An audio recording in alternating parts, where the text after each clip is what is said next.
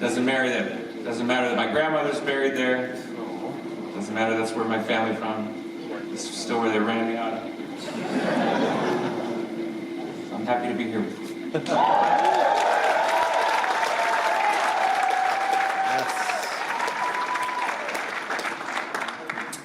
Say you've been a great audience is an understatement. To say you've been a fantastic audience compared to last night is celestial. I really appreciate you listening to these songs.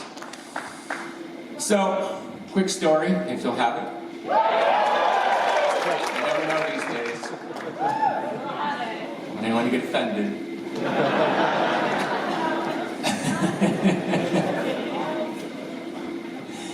So, about 12 years ago, when the Smashing Pumpkins returned gloriously to the stage, only 50% though. We're 75 now, but we were 50% then. And we did 9 shows in Asheville, North Carolina,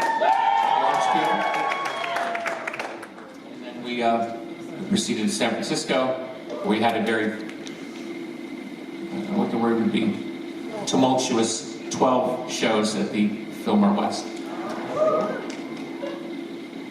which we'd ironically been the band to reopen the Fillmore West in 1994 when we were 100%. But in that gig, the shades of things to come, the speaker column fell over and smashed about 3 of James's guitars. And we were told, we were given this great distinction: you will be the band that will reopen the historic venue that hosted Jimi Hendrix and Janis Joplin and the Grateful Dead. And we were like, great. So we were very excited and very honored because a lot of those bands were our heroes. And then we got there and we realized that we hadn't been invited to the real opening, which was the night before, which was a private event. So all the celebrities and all the press went to that. And so we were like, oh, okay. And then we were playing with the legend on the bill, who hated us because we were too loud. For some reason, we came back. I can't do the math right now. 13 years later, have another bad time.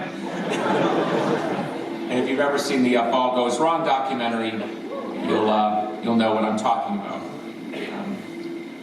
Anyway, so I wrote the song at the time, trying to reconcile with what was my version of the Smashing Pumpkins in my head versus the version that was being thrown at me by the new audience that was empowered by social media to lend their voice strongly to who I should be and what kind of band I should be. And even though the band they wanted me to be in I'd never been in before, and it was some sort of reductionist version of the band that I'd been in, but that's okay.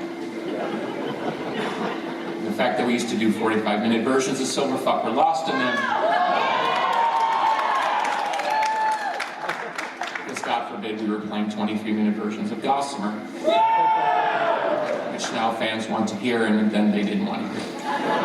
Once again proving my point. But anyway, I digress. So this song was my attempt to reconcile with this contrasting opinion. Of course, in my mind, my opinion is the only one that matters, but we all know that's not true, as years have dictated. And I'm cool with that. I'm actually okay with it at 52 years old. I'm quite grateful and I'm okay with the balance between the desires of the audience and myself. I think that's what makes great rock and roll.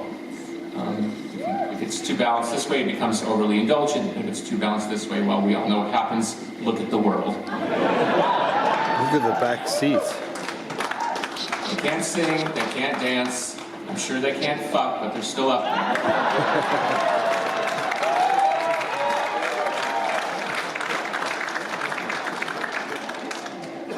So, if you allow me to be serious for a second, and I am being serious now, a couple days ago, someone in the Pumpkins family, her son was involved in a school shooting.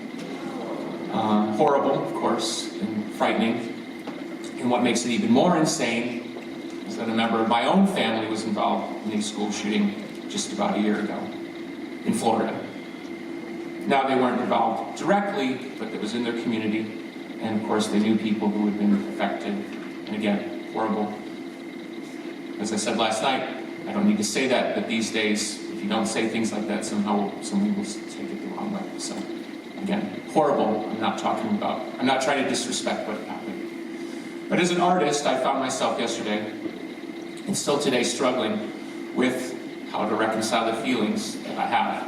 And for some reason, this song bubbled up as the song to. So somehow the connection between my song about what I was dealing with in San Francisco reconciles with what I'm feeling today about the state of our country.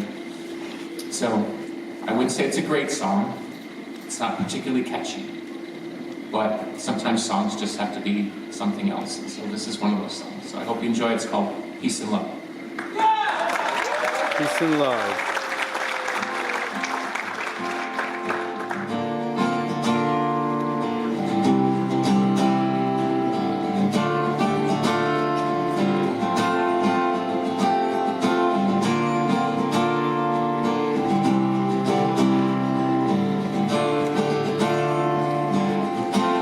Love unfair when you're stuck out there standing on your own, trying to catch your wave. Even though I will, even if I won't, even when I signal I like to get back home. Ask me what I say, I'll point to the sky. Ask me what I need to tell you all a lie. Just ask me what I need to tell you all a lie.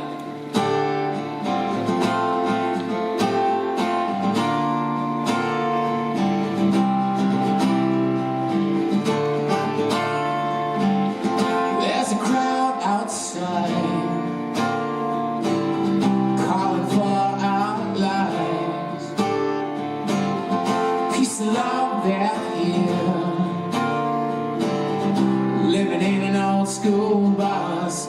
Ask me where I think, I'll say I have to go. Is it this in me that strikes your side so bold? Ask me for tonight, I'll pat you on your back and find a way to one day pay you all right back. I'll find a way to one day pay you all right back.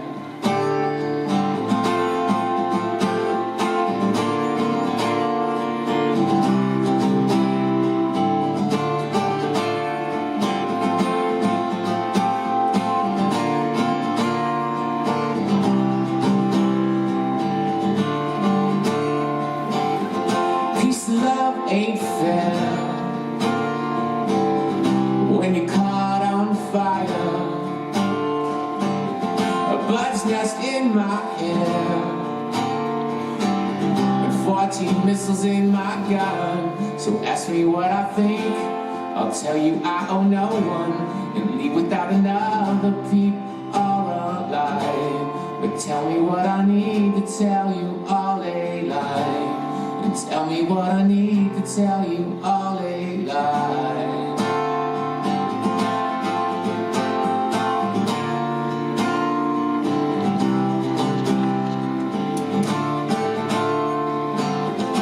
In the redwood pines,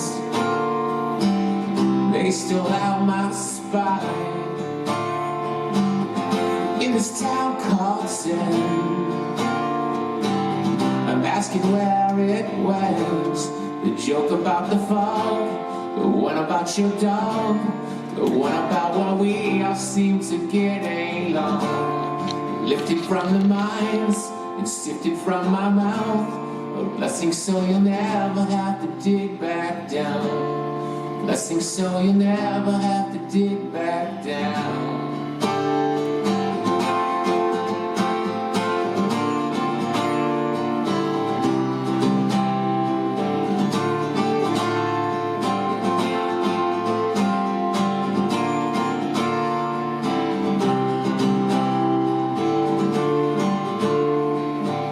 If I admit defeat, fearing what comes next. At my master's feet, but I'm around Lazarus. Ask me what to do, I'll just point to you and ask you what I need to tell you all the truth. Take the second look, imagine what's been wrong. Imagine if we wanted, we don't get along. Imagine if we wanted, we don't get along.